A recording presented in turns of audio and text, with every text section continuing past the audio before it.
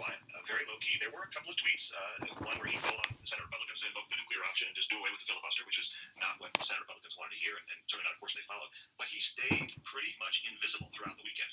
It's true that the Trump shutdown hashtag was getting a little more traction than the Schumer shutdown hashtag. Despite the alliteration. That's right, even though Schumer shutdown rolls off the tongue a little bit more smoothly. But Trump certainly did not do the Democrats his usual favors here. Yeah. So, Scott, who was talking at the White House, and what were they saying? Mick Mulvaney was very much out in front. He's the White House budget director, and the Office of Management and Budget was the arm of the White House that was sort of responsible for managing the shutdown. His basic premise was, we're going to make this as painless as possible, in contrast to what the Obama administration had done back in 2013, where they really tried to make the shutdown sort of as visible as possible. And then the other person that was out in front was Mark Short, the White House legislative director, who was kind of doing some shuttle diplomacy and back and forth to the Hill and negotiating. I saw Mark Short on the Hill more in the past couple of days than I think that I have seen him in a while. He was really engaged definitely on Texas and healthcare, but he was in the thick of it through the entire weekend on this. He has become a pretty familiar face on the Hill to people who kind of stand in the hallways like I do all day long. And Kelsey, something that Mark Short and Mick Mulvaney and President Trump were saying, but a lot of Republicans in Congress were saying as well, was something very similar to what we heard here from Tom Cotton.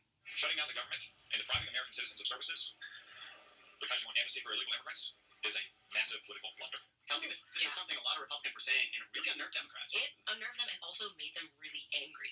Because the Democrats, on some level, I know you talked to a lot of them about this, felt like there was a calculation here. There was a miscalculation in some ways, too, that they didn't want this to be associated with supporting illegal immigration. But what they were really mad about is that up to this point, there had been this broad agreement that the DACA population was somehow different than other people who were in the country illegally. There's a feeling that the DACA population is somehow very different because they were brought here as children. It's different because they should be held harmless because it wasn't their choice to break the law.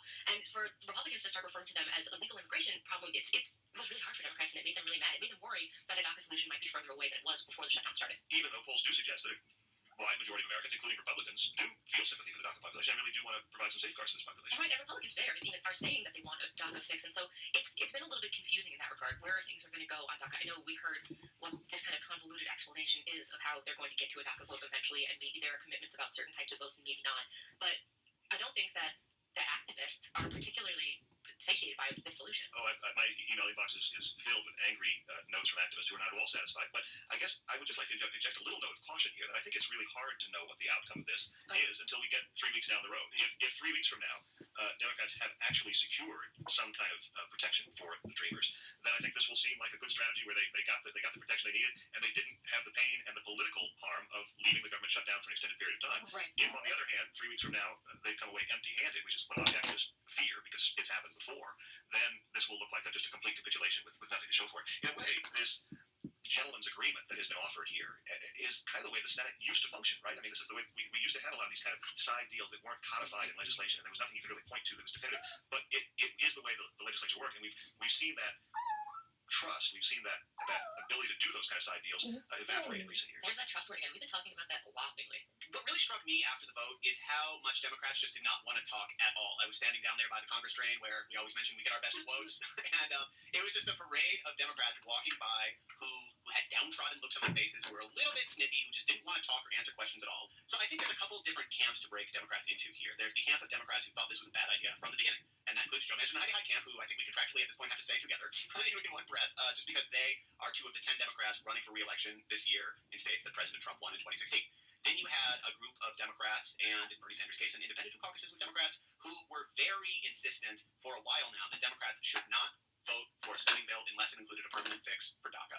And not coincidentally, I think, many of these Democrats are the ones who were mentioned as possible presidential contenders in 2020, and most of them still voted no today. And a lot of their advisors were really frustrated with Democrats, arguing that they were just folding quickly without getting anything they demanded, and that, saying we're not going to vote for a spending bill until we get X, and then voting for the spending bill without getting X really hurts them long term. And what's interesting to me here is this was a huge swing. I mean, from Friday night until midday today, we saw 30 votes shift from one to the other. Now, 2 of those are Republican votes, but that means there's 28 Democrats change sides. As you said, Scott, there were only 10 Democrats who were up for re-election in 2018 in red states that Trump carried. The other 2 besides Manchin and Heitkamp are McCaskill in Missouri and Joe Donnelly in Indiana. But there was a whole lot of other Democrats who changed teams here. And I think that's the third camp that I forgot to say when I said you can divide these into 3 camps and then talk about 2 camps. The third camp would be a lot of the Democrats who did vote no on Friday, but who seemed generally uncertain about, put aside the fact that every single Democrat in the Democratic caucus in the House and Senate deeply wants a DACA solution. Feels like